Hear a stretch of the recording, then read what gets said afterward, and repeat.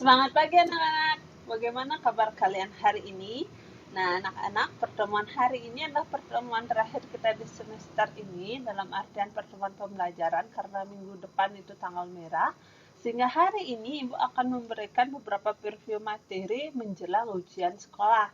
Nah, preview materi ini adalah dari kelas 1, kelas 2, dan kelas 3 yang biasanya terdapat di ujian sekolah maupun dulu terdapat di ujian nasional. Ini adalah materi-materi yang sering keluar yang Ibu rangkum dalam beberapa menit. Nah, untuk yang pertama adalah materi mengenai masalah ekonomi modern dan masalah ekonomi klasik. Di mana masalah ekonomi klasik itu terdiri dari produksi, konsumsi, dan distribusi.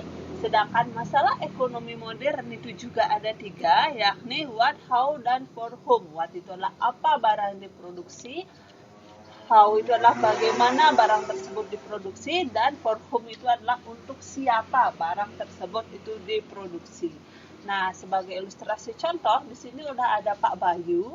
Pak Bayu itu merupakan pengusaha minyak goreng di mana masa pandemi Pak Bayu menganggap bahwa daya beli masyarakat ini kurang sehingga dia membuat minyak baru yang murah dan berkualitas sehingga seluruh lapisan masyarakat mampu membeli minyak goreng tersebut. Nah, dari ilustrasi tersebut ditanya apakah masalah ekonomi modern, berarti pilihannya hanya 3, apa barang diproduksi, kemudian untuk siapa, dan bagaimana. Kita lihat anak-anak bahwa garis besar daripada masalah yang dihadapi Pak Bayu ini adalah minyak goreng yang diperuntukkan oleh masyarakat. Minyak goreng untuk siapa barang itu diproduksi, yakni untuk masyarakat, sehingga yang terjawab dari masalah Pak Bayu tersebut adalah for whom atau untuk siapa. Nah, kita lihat siapa pokok masalah apa yang mendominasi dari ilustrasi soal atau ilustrasi cerita tersebut. Nah, kemudian yang kedua yang sering keluar materi kelas 10 itu adalah biaya peluang. Nah, anak-anak, tipsnya untuk menjawab biaya peluang adalah ingat, ambil nominal yang paling besar yang tidak dipilih. Ingat ya anak-anak, Ibu garis bawahi di sini yang tidak dipilih atau yang gugur. Ingat, yang diambil adalah nominal yang paling besar atau nilai rupiahnya yang paling besar, tetapi dilihat dari yang tidak dipilih. Misalkan, di sini Wati, dia ada 3 opsi. Di sini ia diterima tempat kerja di toko kosmetik, gajinya 3.500.000. Kemudian di pabrik roti, opsi yang kedua gajinya 2.100.000. Dan opsi yang ketiga yaitu sebagai sales 2.200.000. Nah, yang dipilih ternyata dalam soal dia bekerja sebagai sales, sehingga gaji yang dia pilih adalah sebesar 2.200.000 rupiah. Itu yang dipilih. Ingat, biaya peluang diambil dari yang tidak dipilih. Berarti yang tidak dipilih ada 2, yakni di toko kosmetik sebesar 3.500.000 dan di pabrik roti sebesar 2.100.000. Mana yang lebih besar? Yang lebih besar adalah di toko kosmetik sebesar 3.500.000 rupiah, sehingga biaya nominalnya adalah 3.500.000 rupiah. Ingat, dilihat dari nominal paling besar dan yang tidak dipilih. Jadi ada 2 tidak dipilih, 3.500.000 dan 2.100.000. Pilih yang paling besar untuk menjadi biaya peluang. Itu tipsnya dari Ibu. Kemudian ini adalah materi mengenai teori produksi. Nah, di sini teori produksi bisa membahas mengenai biaya variabel, kemudian marginal cost. Nah, kalau di sini Ibu menyoroti yakni untuk mencari laba atau rugi perusahaan, sama seperti siklus ya anak-anak materi kelas 12. Tetapi jika mencari laba atau rugi dalam teori produksi ini, kalian harus mencari dulu TR dan TC, total revenue atau total pendapatan, dan total cost atau total biaya.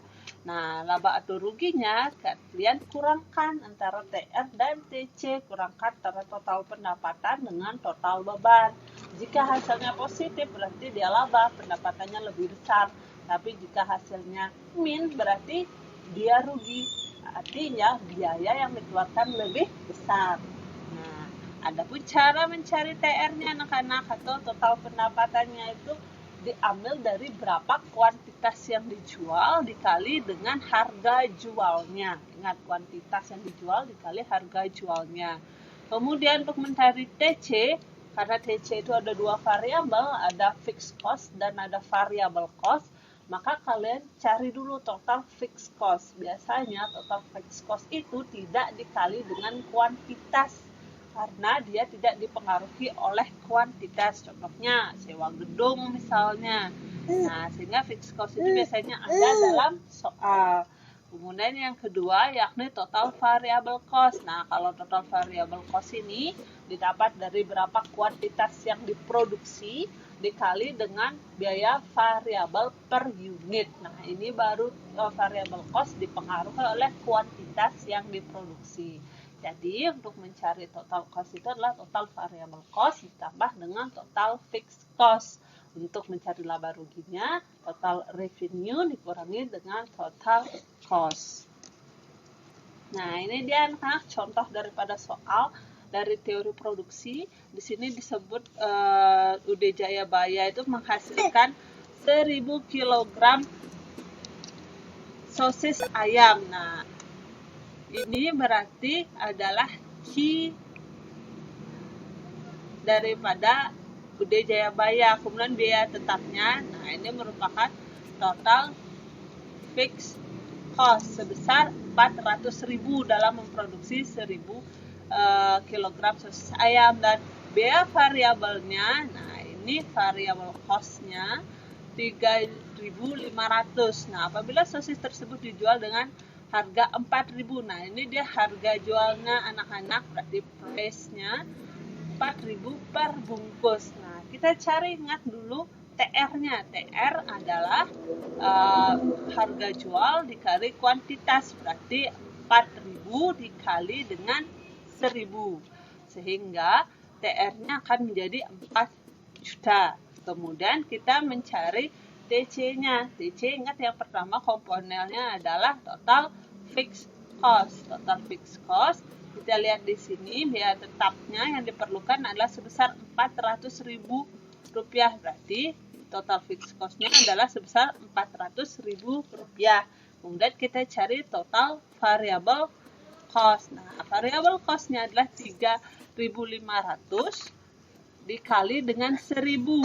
Berarti total variable cost-nya adalah 3.500.000 rupiah. Sehingga total cost 3.500.000 rupiah ditambah dengan 400.000 rupiah. Sehingga total variable total cost-nya menjadi 3.900.000 rupiah. Ingat, total cost didapat dari total fixed cost 400.000 rupiah ditambah dengan total variable cost yakni 3.500 dikali dengan 1.000 yakni 3.500 menjadi 3.900 untuk total cost. Sehingga dicari laba atau ruginya yakni TR min TC. TR-nya 4 juta dikurangi dengan total cost-nya 3.900 sehingga dia akan memperoleh sebesar 100.000 rupiah. Karena ingat, karena dia bernilai positif, maka dia akan memperoleh laba. Kalau min, dia akan memperoleh rugi. Nah, pada UD Jayabaya ini hasilnya adalah plus, berarti dia memperoleh laba sebesar 100.000 rupiah. Bukan 100.000 rupiah, ya benar, 100.000 rupiah. 4 juta dikurangi 3.900.000 rupiah. Oke anak-anak, yang selanjutnya yang sering keluar itu ini dalam ujian nasional juga biasanya keluar adalah keseimbangan, yakni permintaan dan penawaran. Nah, untuk keseimbangan pasar atau harga keseimbangan dilihat dari persamaan permintaan dan persamaan penawaran, yakni QD dan QS.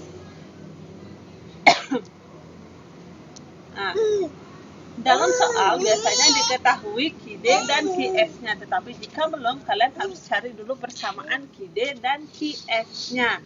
Nah, misalnya dalam soal ini QD-nya adalah 100 min P, kemudian QS-nya adalah 10 plus 2P.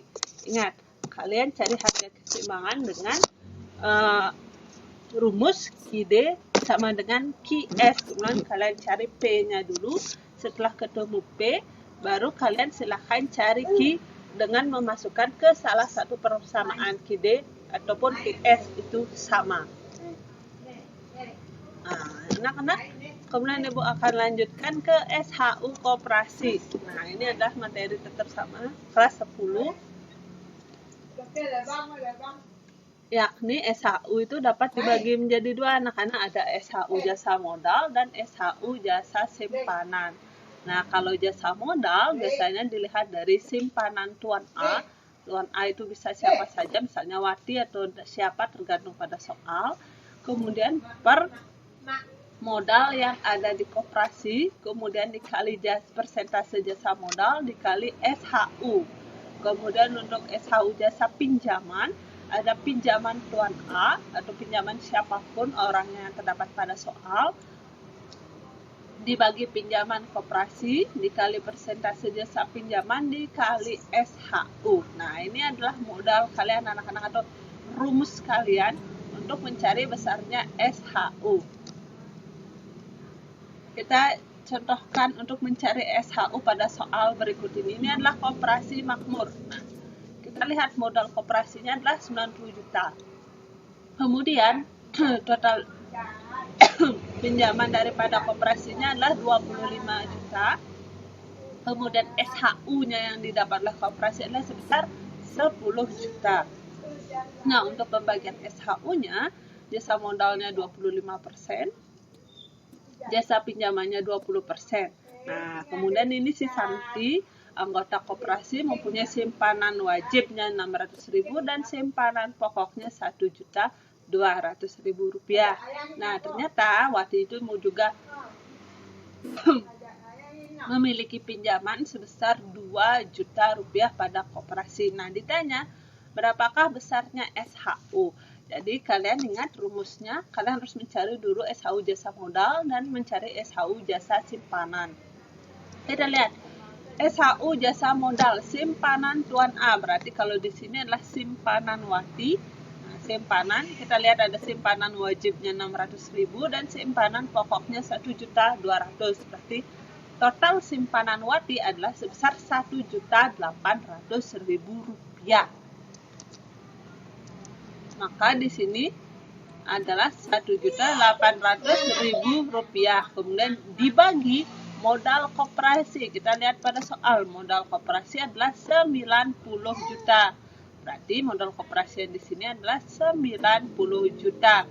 Persentase jasa modal, kita lihat persentasenya ternyata di sini adalah 25%. Berarti di sini adalah persentase 25%. Kemudian total SHU-nya pada soal adalah 10 juta SHU. Nah, maka di sini adalah 10 juta. Nah, ingat ya anak-anak, itu cara mencari SHU jasa modal. Kemudian Ibu lanjutkan ke SHU jasa pinjaman. Kita lihat pinjaman Wati, adakah pinjaman di soal? Ternyata ada. Ia meminjam sebesar 2 juta. Maka untuk pinjaman Wati di sini adalah sebesar 2 juta. Dibagi total pinjaman yang ada di koperasi. Total pinjaman yang ada di koperasi ini di atas ini yakni sebesar 25 juta. Maka di sini sebesar 25 juta. Kemudian dikali dengan persentase jasa pinjaman. Di sini jasa pinjaman persentasenya 20%. Maka ini adalah 20%. Kemudian SHU, tadi SHU pada soal adalah 10 juta. Nah, ini adalah anak-anak caranya mencari SHU jasa modal maupun SHU jasa pinjaman. Sehingga jawaban daripada soal ini adalah sebagai berikut anak-anak. Ingat ya anak-anak, ini 1.800.000 didapat dari jasa pinjaman wajib dan pokok. Ingat 1.800.000 ini dibagi dulu 90 juta. Baru dikali 25%, baru dikali 10 juta. Sama untuk jasa pinjaman. Juga pinjaman Santi sebesar 2 juta dibagi dulu 25 juta total pinjaman di koperasi. Nah, sehingga SHU jasa modal didapat 50.000, sedangkan SHU jasa pinjaman 160.000. Total SHU keseluruhan adalah 210.000. Didapat dari penjumlahan keduanya. Nah, kemudian Ibu lanjutkan ke konsep pendapatan nasional. Ini akan berkaitan dengan pendapatan per kapita. Nah, di sini adalah materi kelas 11 anak-anak. Di sini ada beberapa pendekatan. Yakni yang ini ada konsep yang pertama, ini konsep yang kedua, kemudian ada konsep yang ketiga juga. Nah, ini adalah rumus-rumusnya yang perlu kalian catat. Kemudian di sini ada rumus daripada pendapatan per kapita, yakni didapat dari pendapatan nasional, salah satu rumus ini, atau PNB, pendapatan nasional bruto, dibagi dengan jumlah penduduk, itu untuk mencari pendapatan per kapita. Nah, mari kita lihat, adakah soalnya? Nah, ini soalnya anak-anak, misalkan ini adalah di negara Alenka, ini adalah data daripada komponen pendapatan nasional. Nah, ini adalah datanya konsumsi masyarakat, ini modalnya, kemudian penerimaan pendapatan WNA yang ada di Indonesia, ini ada pengeluaran pemerintah, kemudian ekspor, impor, pajak langsung, dan pajak tidak langsung. Nah, ini adalah komponen dari pendapatan nasional. Kita lihat di antara kedua ini, komponen yang mana yang memenuhi, apakah rumus yang pertama atau rumus yang kedua. Inilah rumus yang pertama ataukah ini rumus yang kedua. Kita lihat komponennya, ini konsumsi masyarakat adalah C, modal adalah I, investasi, kemudian penerimaan WNA di Indonesia, kemudian pengeluaran pemerintah, ini adalah government, kemudian ekspornya ini adalah X, kemudian impornya adalah I, kemudian ada pajak langsung dan pajak tidak langsung. Kita lihat komponen ternyata yang dipenuhi adalah komponen yang pertama. Nah, ini bukan impornya, Ibu salah ngambang, bukan I tapi M. Sehingga untuk mencari pendapatan per kapita, kalian hitung tabel ini atau soal ini dengan rumus yang pertama, yakni pendapatan nasional sama dengan konsumsi ditambah investasi ditambah pengeluaran pemerintah ditambah ekspor dikurangi impor. Nah, kita lihat berarti di sini 800.000 ditambah 150.000, di sini dalam miliar nih anak-anak, biar Ibu gampang sebutnya. Jadi sebut aja 800.000, kemudian 150.000, kemudian tidak termasuk komponen ditambah 350.000, kemudian kita kurangkan dulu ekspor dikurangi impor. Nah, di sini ternyata kelebihan impor, maka hasilnya nanti adalah ekspor minus impor minus 150.000 rupiah. Berarti di sini 800.000 ditambah 150.000 ditambah 350.000 dan dikurangi 150.000. Ingat, didapat dari 200 min 350.000. Kalau hasilnya plus nanti baru ditambah, berarti kelebihan ekspor. Kalau dalam soal ini adalah kelebihan impor. Sehingga setelah kalian dapatkan berapa besar pendapatan nasional, bagi dengan 200 jiwa, didapatlah pendapatan per kapita.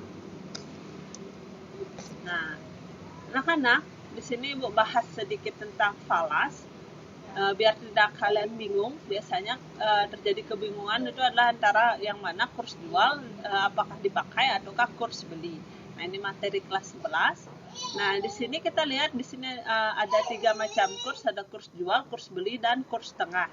Nah, kalau kurs jual dan kurs apapun, kalian di sini adalah ibaratkan sebagai bank. Ingat, yang dijadikan pedoman di sini adalah sebagai bank. Kalau bank mengeluarkan mata uang asing, maka dia adalah kurs jual. Apabila bank membeli mata uang asing, maka ia adalah kurs beli. Ingat, kalian posisikan diri sebagai bank. Contoh soalnya, Topan mempunyai uang 100 juta, hendak pergi ke Amerika, menukarkan dengan US dollar. Nah, kursnya yang berlaku di sini kurs jualnya, kemudian di sini ada kurs belinya. Nah, setelah pulang dari Amerika, sisa uangnya ternyata lagi 500 US dollar. Jika kurs tidak berubah, sisa uang Topan. Nah, sisa uangnya ini berarti sebesar 500 US dollar ini kalian ubah menjadi rupiah. Nah, kalian kurs jual ataukah dikalikan dengan kurs beli. Ingat, yang kalian punya di sini adalah sebagai yang topan punya, bukan yang kalian punya. Yang topan punya di sini adalah US dollar, berarti mata uang asing. Nah, dia akan menukarkannya ke bank. Dia membawa mata uang asing ke bank. Nah, di sini pihak bank membeli mata uang asing dari topan. Sehingga nanti 500 ini dikalikan dengan kurs beli. Karena topan membawa mata uang asing ke bank dan bank membeli mata uang asing dari topan. Ingat, posisikan sebagai bank. Bank membeli mata uang asing, maka dia dikali dengan kurs beli. Nah, kalau misalnya pada saat dia berangkat, topan membawa 100 juta rupiah itu ke bank, berarti bank mengeluarkan mata uang asing kepada topan. Maka nanti dia pasti dibagi dengan kurs jual. Ingat, biasanya kalau menukarkan uang rupiah ke mata uang asing, dia kurs jual dibagi kurs jual. Kalau mata uang asing ke rupiah, dia dikali dengan kurs beli. Ingat, posisikan kalian sebagai bank. Nah, ini adalah indeks tingkat kesejahteraan petani, yaitu ini sesuai dengan materi indeks harga. Nah, kalau indeks kesejahteraan petani itu biasa kalian lihat dari indeks yang diterima dibandingkan dengan indeks dibayar. Berarti di sini indeks diterima dibagi dengan indeks dibayar. Nah, di sini sudah diketahui anak-anak indeks diterimanya dan indeks dibayar. Berarti untuk karang mencari tingkat kesejahteraan petani yang kalian bagi saja indeks yang diterima 50 dibagi dengan 100, berarti kesejahteraannya 0,2. Kemudian untuk bukit di sini 200 dibagi 40, maka indeksnya adalah sebesar 5. Mana yang paling sejahtera? Tentunya kalian lihat dengan nilai terbesar indeks kesejahteraannya 0,2 dibandingkan dengan 5. Yang lebih besar dari 5 berarti kesejahteraan di bukit lebih baik daripada kesejahteraan di karang. Oke, ini adalah persamaan dasar akuntansi anak-anak. Ingat, rumusnya ini sangat penting, keseimbangan daripada persamaan dasar akuntansi. Harta sama dengan utang plus modal. Nah, ini termasuk harta. Harta berarti kalian jumlahkan dulu, berarti total hartanya adalah 114 juta rupiah. Kemudian ditambah modal 126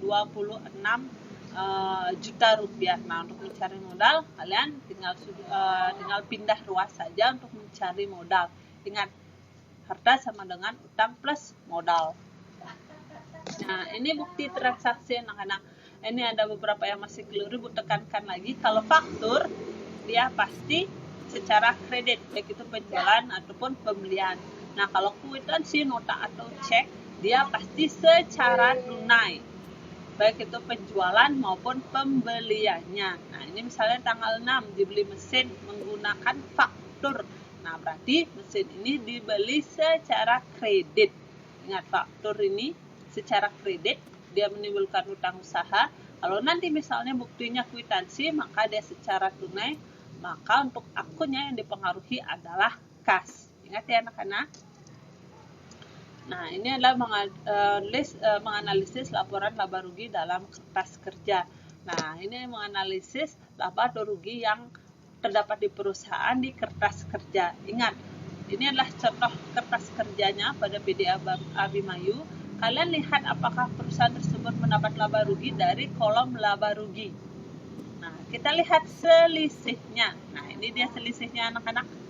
Selisihnya di kolom laba rugi. Ternyata selisihnya ditempatkan di sebelah debit.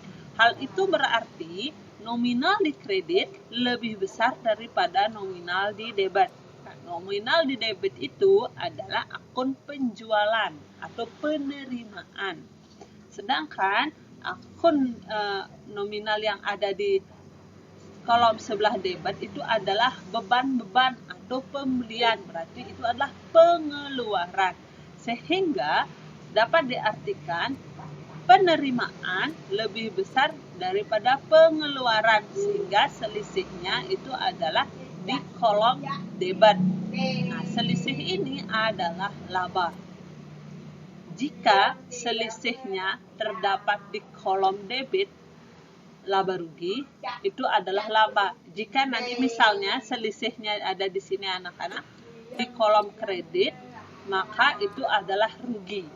Ingat, kalau selisihnya di debat, maka dia laba. Kalau selisihnya di kolom kredit, maka dia rugi. Ingat, kalau di debat berarti nominal di kreditnya lebih besar daripada di debat. Penerimaannya lebih besar daripada pengeluaran. Maka dia menghasilkan laba. Jika misalnya selisihnya di kredit, maka nominal yang di kolom debat lebih besar daripada di kolom kredit. Nominal pengeluarannya lebih besar daripada penerimaan, sehingga menimbulkan yang namanya rugi. Nah, ini anak-anak contohnya dan ke travel. Nah, modalnya, kemudian kita lihat. Nah, ini terutama selisih jumlah sisi debit dan sisi kredit dicatat di sebelah debit. Nah, selisihnya ingat dicatat di sebelah debit. Nah, selisihnya dicatat di sebelah debit. Maka yang ini anak-anak seperti ini.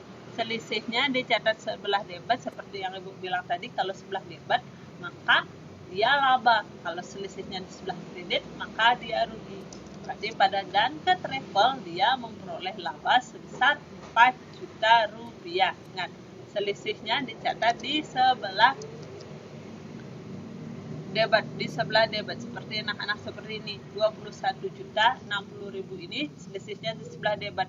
Berarti penerimaan lebih besar daripada pengeluarannya. Nah, demikian anak-anak penjelasan dari Ibu beberapa preview soal lainnya bisa kalian latihan pada Google Form yang sudah Ibu bagikan. Terima kasih anak-anak, sehat selalu, sampai jumpa di lain kesempatan.